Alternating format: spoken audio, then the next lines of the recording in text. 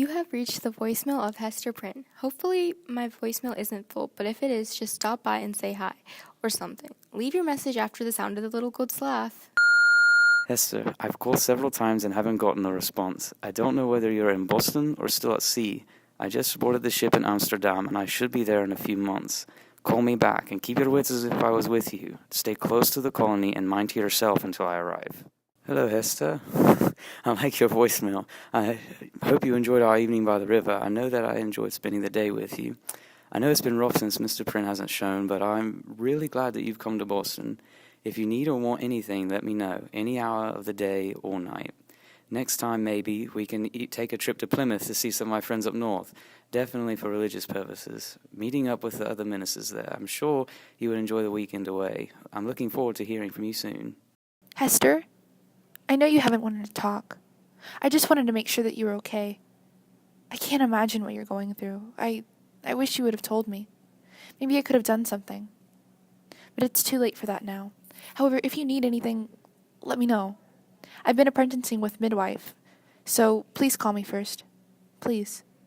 I'll be there as fast as I can. Take care of yourself. You've reached the voicemail of 617-437-8377. Please leave a message for any sewing inquiries. Hester, it's me again. I'm willing to bet you expected to grow close to Dimsdale, but you got me instead. I do have to thank you for the lavishness and luxury you've given me.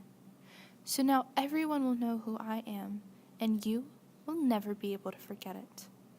Now, hopefully, you see just how imperfect this town is.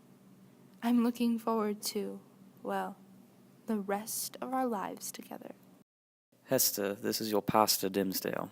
I do urge you to remember your duty to our Heavenly Father. He knows all. Consider revealing to us the name of your child's father. However, on the day of judgment, all secrets will be revealed. Anyways, I know tomorrow you will be meeting with the governor. I'll be there as well with Reverend Wilson. And Hester, please remember your promise and who your obligations are to the one, of course, the Father who loves you. I'll do everything I can to allow you to keep your precious pearl with you. Be careful. Miss Prynne, or Mrs., or whatever. I'm calling about the dress I ordered for the Harvest Festival. Anyway, I need to drop by a few measurements tomorrow, and I wanted to make sure you were at home.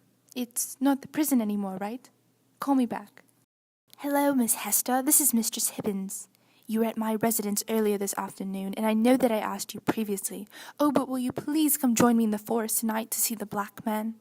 He's expecting your company. You do have to come. He's so pleasant and so understanding to people like us. Do reconsider. You've reached Hester Print. I'm sorry I didn't get your call. If you have any sewing inquiries, please leave a message and I'll call back. I'll likely be in town sometime delivering clothing, so please let me know if you need anything. I also provide assistance to anyone who is in need. If you are in need, I will do my best to fulfill it. Please do not be afraid to ask. Hester, I'm sure you know my boarding with the Reverend Dimsdale. I told you I would find the father, and I have very deep suspicion towards Dimsdale. I can tell his health is failing not for some trivial illness, but for some darker, unnamed thing. I will get my vengeance one way or another. If it is Dimsdale, I would hope and expect you to give me the affirmative. I wouldn't want to waste my skill on someone so important. Hester, it's Arthur. This Chillingworth fellow seems to be growing ever more fond of me, and yet this fondness feels like some dark facade. I feel as if I'm losing myself and losing my grip on our tightly kept secret the more he speaks with me, ever prodding and ever seeking. Pray, Hester, pray this so-called doctor doesn't discover our secret. I fear the damage he could do with it. I fear he's not even a doctor, and more an agent of the black man. I see you would deny me my vengeance, and yet I now can obtain it myself. I have not wasted a single minute of my skills. I now can have found the one I need to punish. Dear Hester, Arthur is no secret to me any more. I have seen all I need to see. He's mine to finish, and you cannot protect him anymore. Hello, beautiful Hester. Don't you think it would be a great idea for you to tell your precious daughter Pearl all about me? I know she's very curious and always asking about my stories. A child has to know what brought her about her upbringing, which was the sin of you and the apparently noble minister. It's the father's will for every child to know their father.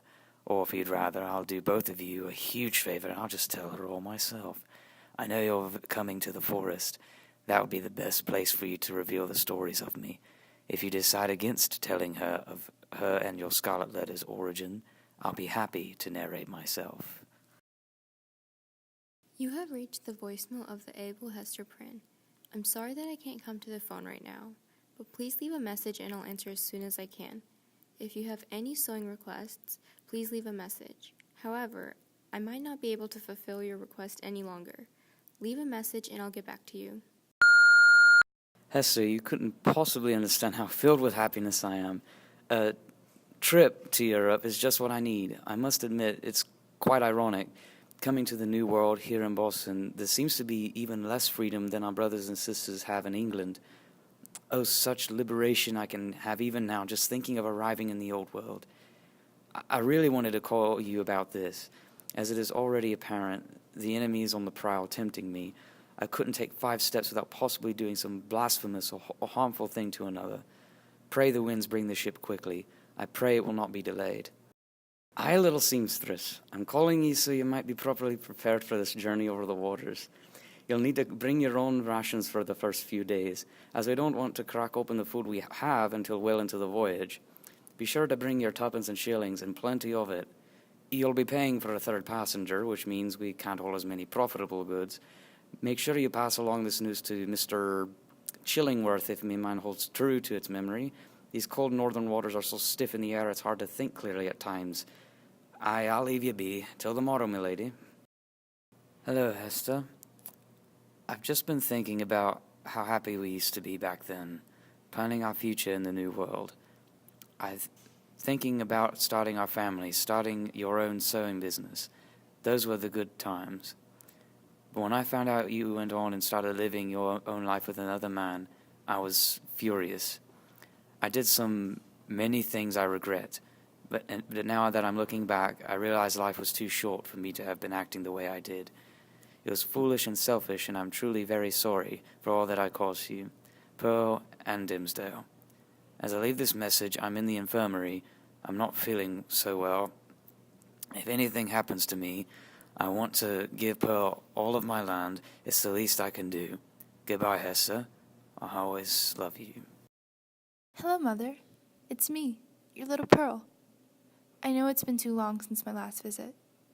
My husband and I will be coming to inspect the land back here in New England the doctor left me. We've even thought of building a home there to stay closer to you. I really hope you're ready to see your new grandchild. Maybe you can show her the forest I used to play in and the flowers I would collect. We're about to board the ship. We'll see you in a few months. You've reached the voicemail of Hester Prynne. I'm not available to come to the phone right now, and I don't believe I'll be around much longer to return your call. I hope that you've learned something of my life and the mistakes that I've made. Learn to rejoice in hardships because it will build your character to be so strong that it can never be broken. But just remember that wherever you are in life, stay true to who you are and love relentlessly, because in the end, that's all you have.